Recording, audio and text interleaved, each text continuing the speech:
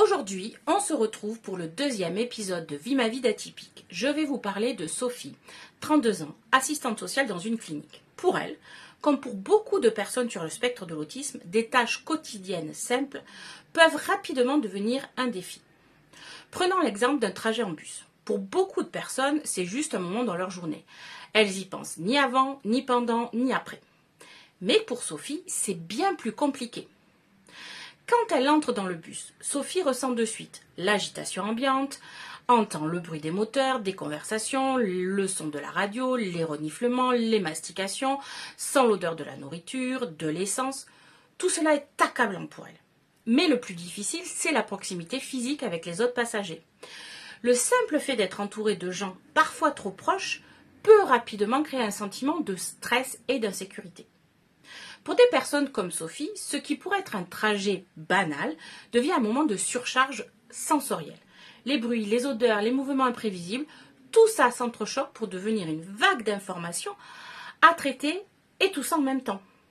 Ce n'est pas simplement inconfortable, c'est épuisant. Alors, pourquoi est-ce si difficile pour Sophie ? Le cerveau d'une personne autiste fonctionne différemment, surtout lorsqu'il s'agit de traiter les informations sensorielles. En fait, le cerveau de Sophie s'est mis en état d'hyperréactivité. Cela signifie que toutes les informations qui arrivent en même temps sont perçues avec une intensité beaucoup plus grande que pour la moyenne et pas de priorisation. Le problème principal est que les personnes autistes ont des difficultés à filtrer ces informations. Normalement, dans un environnement bruyant, le cerveau humain est capable de sélectionner ce qui était pertinent et d'occulter le reste. Mais pour Sophie, chaque bruit, chaque mouvement, chaque changement dans son champ de vision semble aussi important que le précédent. Son cerveau n'est pas capable de se concentrer sur l'essentiel. Le cerveau de Sophie est littéralement saturé par trop d'informations. Elle cherche à se focaliser sur quelque chose de précis pour se calmer, mais tout devient une distraction. C'est comme essayer de travailler sur un projet important tout en étant constamment dérangé par des notifications, des bruits, des interruptions. C'est pas possible.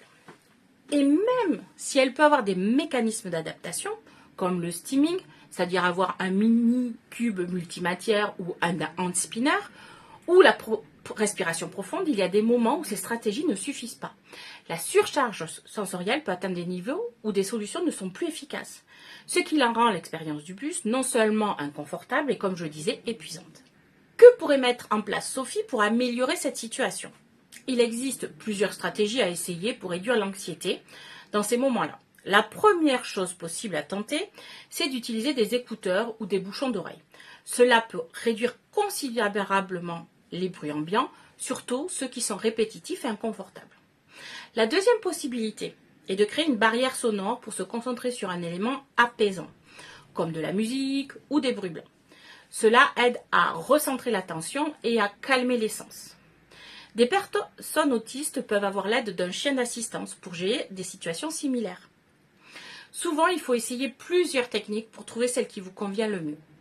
Si vous en avez à proposer, je vous donne rendez-vous en commentaire. Cela vraiment peut aider tout le monde. À bientôt pour une nouvelle vidéo.